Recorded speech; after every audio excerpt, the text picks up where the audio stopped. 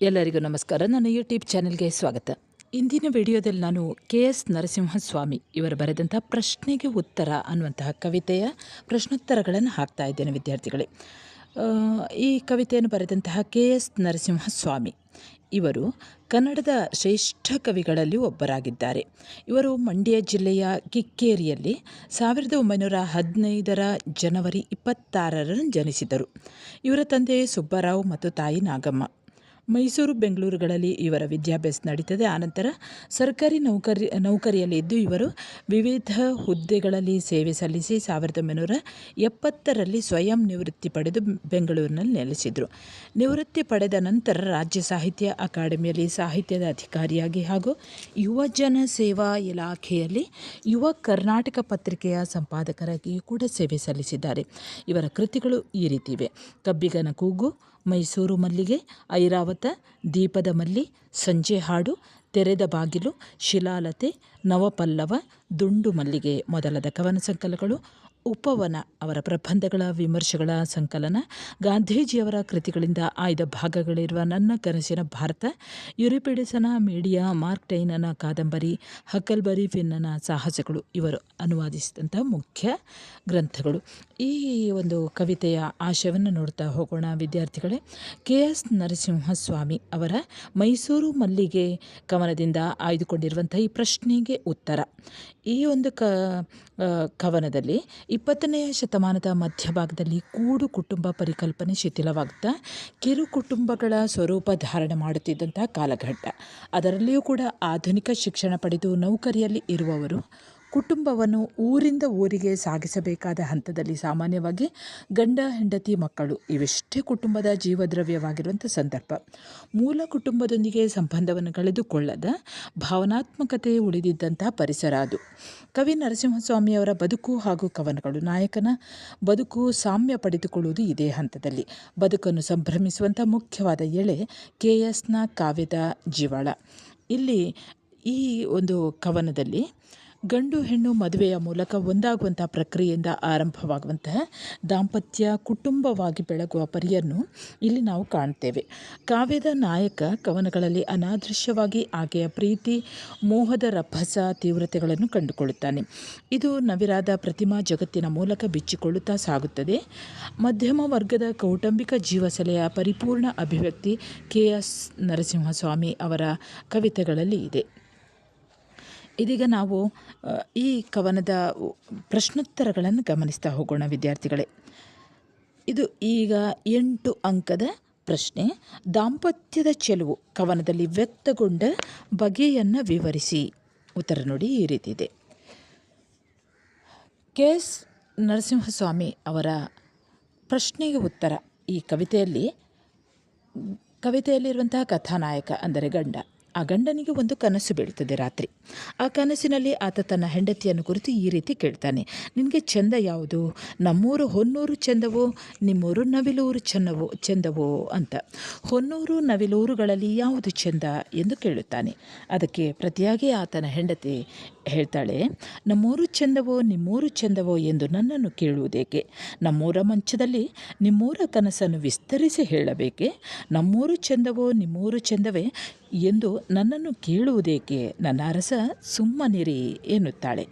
ಅಲ್ಲದೆ ಆಕೆ ಮುಂದುವರೆದು ಹೀಗೆ ಹೇಳ್ತಾಳೆ: ತವರೂರು ದಾರಿಯಲ್ಲಿ ತೆಂಗುಗಳು ತಲೆದೂಗಿ, ಬಾಳೆಗಳು ತೋಳನ್ನು ಬೀಸಿ, ಮಲ್ಲಿಗೆಯ ಮೊಗ್ಗುಗಳು ಮುಳ್ಳ ಬೇಲಿಯವರಿಸಿ ಕಂಪನ್ನು ಸೂಸಿ ಬಳುಕುತ್ತಿರಲು ನಸುನಗುತ್ತ ನಮ್ಮೂರ ಹೆಣ್ಣುಗಳು ನಿಮ್ಮೂರ ಸಂತೆಗಾಗಿ ಬರುತ್ತಿರಲು ನವಿಲೂರಿಗಿಂತಲೂ ಹೊನ್ನೂರೇ ಸುಖ ಎಂದು ಪ್ರೇಮ ಕೂಗಿ ನಿಲ್ಲಿಸಿತು. ನಿಮ್ಮೂರ ಬಂಡಿಯಲ್ಲಿ ನಮ್ಮೂರನ್ನು ಬಿಟ್ಟಾಗ ದಾರಿ ಬೇಗ ಓಡಿತು. ನಿಮ್ಮೂರನ್ನು ಸೇರಿದಾಗ ಪುಟ್ಟ ಕಂದನ ಕೇಕೆ ತೊಟ್ಟಿಲನ್ನು ತುಂಬಿತ್ತು. ಊರ ಬೇಲಿಗೆ ಬಂದು ನೀವು ನನ್ನನ್ನು ಕಂಡು ಕುಶಲವನ್ನು ಕೇಳಿದಾಗ ತುಟಿಯಲ್ಲಿ ಏನೋ ನಿಂತು ಕಣ್ಣಲ್ಲಿ ಏನೋ ಬಂದು ಆಗ ಕೆನ್ನೆ ಕೆಂಪಾಯಿತು. ನಮ್ಮೂರು ಚೆಂದವೋ, ನಿಮ್ಮೂರು ಚೆಂದವೋ ಎಂದು ನನ್ನನ್ನು ಕೇಳುವುದೇಕೆ?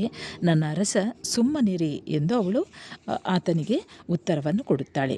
ಹೀಗೆ ಹದಿಹರೆಯದ ದಂಪತಿಗಳ ಪ್ರಣಯವನ್ನು ಈ ಕವನ ಗಂಡ ಹೆಂಡತಿಯರ ಪ್ರಶ್ನೋತ್ತರ ಸಂಭಾಷಣೆಯ ಮೂಲಕ ತುಂಬ ಹೃದಯಸ್ಪರ್ಶಿಯಾಗಿ ಕಟ್ಟಿಕೊಡುತ್ತದೆ. ಇನ್ನು 6 ಅಂಕದ ಪ್ರಶ್ನೋತ್ತರಗಳನ್ನು ಗಮನಿಸ್ತಾ ಹೋಗೋಣ. ಮೊದಲ ಪ್ರಶ್ನೆಗೆ ಉತ್ತರ. ಕವನದ ಆಶಯವೇನು? ಉತ್ತರ, ಇಲ್ಲಿ ಹದಿಹರೆಯದ ದಂಪತಿಗಳ ಪ್ರೀತಿಯ ಭಾವವನ್ನು ಪರಿಣಾಮಕಾರಿಯಾಗಿ ಕಟ್ಟಿಕೊಡುವುದೇ ಇಲ್ಲಿ ಪ್ರಶ್ನೆಗೆ ಉತ್ತರ ಕವನದ ಮೂಲ ಆಶಯ. ಗಂಡನಿಗೆ ತನ್ನ ಹೆಂಡತಿ ತನ್ನ ಮೇಲೆ ಎಷ್ಟು ಪ್ರೀತಿಯನ್ನು ಇಟ್ಟಿದ್ದಾಳೆ ಎಂಬುದನ್ನು ತಿಳಿದುಕೊಳ್ಳುವ ಕುತೂಹಲ.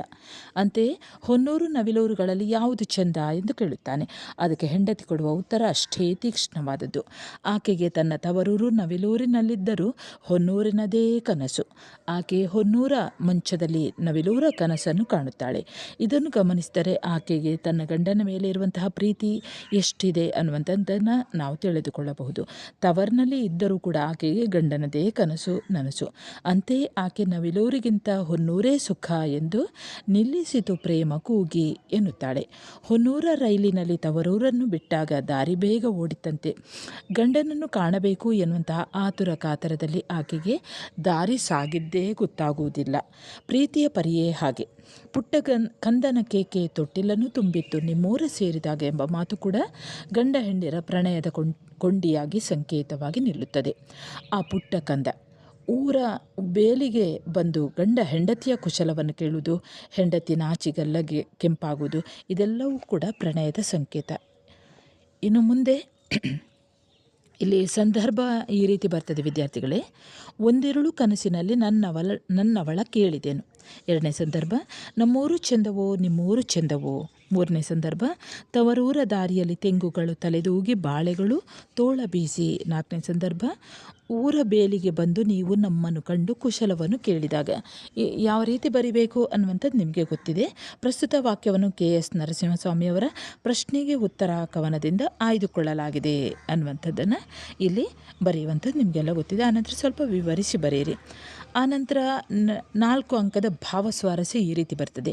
ತವರೂರ ದಾರಿಯಲ್ಲಿ ತೆಂಗುಗಳು ತಲೆದೂಗಿ ಬಾಳೆಗಳು ತೋಳ ಬೀಸಿ, ಮಲ್ಲಿಗೆಯ ಮೊಗ್ಗುಗಳು ಮುಳ್ಳ ಬೇಲಿಯ ವರಿಸಿ, ಬಳುಕುತ್ತಿರೆ ಕಂಪಸೂಸಿ. ಇದನ್ನು ಕೂಡ ಇದೇ ರೀತಿ ನಾನು ಹೇಗೆ ಅಲ್ಲಿ ಉತ್ತರವನ್ನು ಹೇಳಿದ್ದೇನೆ ಅದನ್ನು ಬರೆದ್ರಾಯಿತು.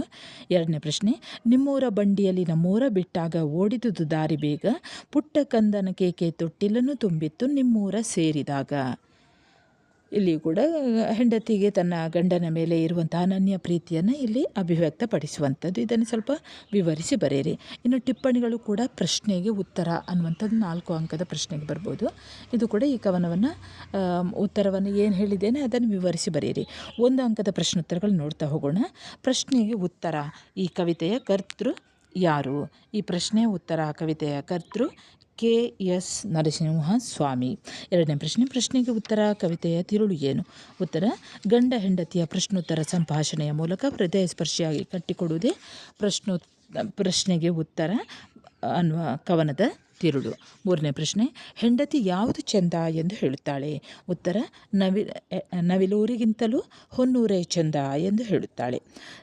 ನಾಲ್ಕನೇ ಪ್ರಶ್ನೆ, ತವರೂರ ದಾರಿಯಲ್ಲಿ ತಲೆದೂಗುವುದು ಏನು? ಉತ್ತರ, ತೆಂಗು. 5ನೇ ಪ್ರಶ್ನೆ, ತವರೂರ ದಾರಿಯಲ್ಲಿ ತೋಳು ಬೀಸುವುದೇನು? ಉತ್ತರ, ಬಾಳೆ. 6ನೇ ಪ್ರಶ್ನೆ, ತವರೂರ ದಾರಿಯಲ್ಲಿ ಕಂಪು ಸೂಸುವುದು ಏನು? ಉತ್ತರ, ಮಲ್ಲಿಗೆಯ ಮೊಗ್ಗು. 7ನೇ ಪ್ರಶ್ನೆ, ನವಿಲೂರ ಹೆಣ್ಣುಗಳು ಹೊನ್ನೂರಿಗೆ ಬರುವುದೇಕೆ? ಉತ್ತರ, ಸಂತೆಗೆ. 8ನೇ ಪ್ರಶ್ನೆ, ನವಿಲೂರಿಗಿಂತಲೂ ಹೊನ್ನೂರೇ ಸುಖ ಎಂದು ನಿಲ್ಲಿಸಿ ಕೂಗಿದ್ದೇನು?